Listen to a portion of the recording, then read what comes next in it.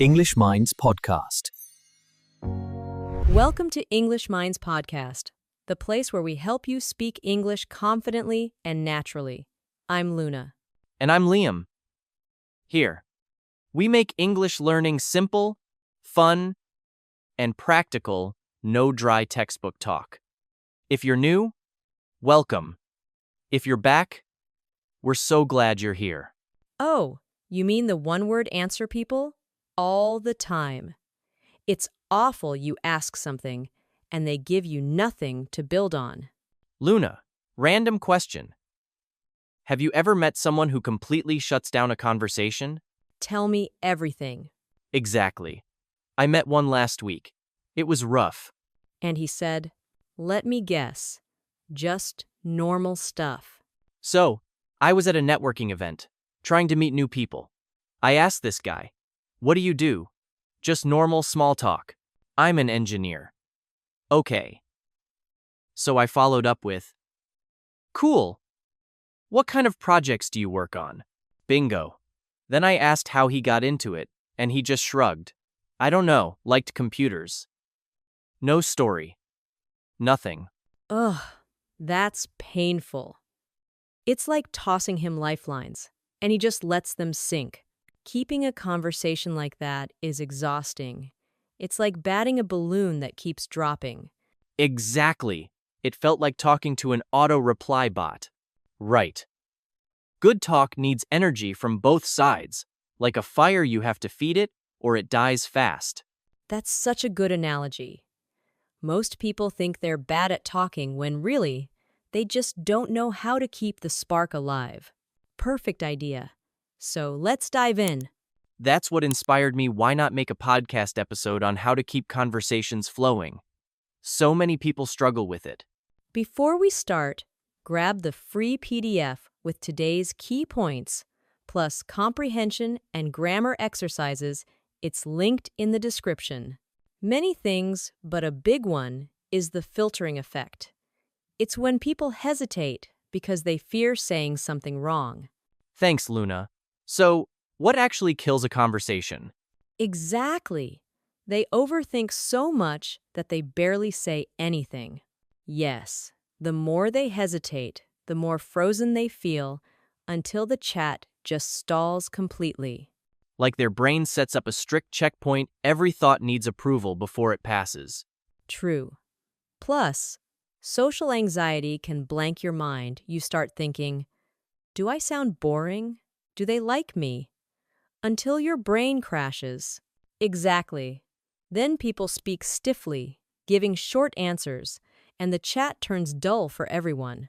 And when that happens, others might think they're not interested, but really, they're just stuck in their own thoughts. Like a phone overloaded with apps, it freezes from stress. Some people just aren't really listening. They're waiting for their turn to talk, or their minds are wandering elsewhere. Exactly. When you're not paying attention, you miss small cues that could keep the talk alive. It's like tennis. If you're planning your next shot instead of watching the ball, you'll miss it completely. The first, remove the filter. Instead of analyzing every word, try speaking freely. So now that we know why conversations die, let's fix it. Here are 3 strategies to become a better conversationalist. Easier said than done, but think of kids, they just talk. Right. They don't ask themselves, will this sound cool?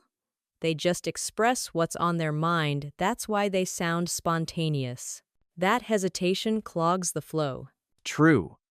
But most adults, especially in new situations, get so self-conscious they hesitate before speaking. Ironically, by trying to sound interesting, you remove your natural spark. Practice speaking without overthinking. Start in low-pressure chats with a friend or coworker. So once you realize that, you relax. Exactly. You pause, judge your thoughts, wonder if they're good enough, and end up saying nothing or giving a flat answer. Most people aren't judging you anyway, they're too busy thinking about themselves. Then how do you remove the filter? Don't pause to analyze, just say what comes to mind. And if it's tough, Try verbalizing your thoughts. Say, that reminds me of, or I was just thinking. Fun idea, try talking nonstop for 30 seconds. It's okay if it's messy. That way, you train yourself to keep words flowing instead of freezing. Speaking of which, our next strategy is one of my favorites, the pratfall effect. Right. It's the idea that small errors make you more likable and real. Oh, yes. It flips how people see mistakes. But when they laugh at themselves or trip over a word, they become relatable. Exactly. Imperfection builds connection. When someone's too perfect, they feel robotic, admirable, but distant. If you mispronounce or forget something, don't panic, own it. And it's vital in conversations. People fear mistakes, but small slips make speech natural. Even joke, wow, my brain glitched, and keep going. Threading means taking something the other person said and pulling that idea forward to expand the talk. That's right, threading keeps conversations flowing naturally instead of hitting dead ends. Like a spider web, each idea has tiny connections you can build on. But if you miss them, the talk just stops. For example, someone says, I went to Italy last summer. Exactly. Threading changes that completely. If you're not listening, you might reply, oh, cool, and boom, dead silence. Now you're talking about food. Instead of ending it, pull multiple threads. What was your favorite part? Or, did you try new foods? Or say, I've always wanted to visit. What surprised you most? That keeps things mutual and alive. Exactly. You're opening new doors instead of shutting them. And it doesn't need to feel forced. I tried this at a party. Someone mentioned learning guitar. I asked, what made you start? When you're truly curious, you start noticing these threads everywhere.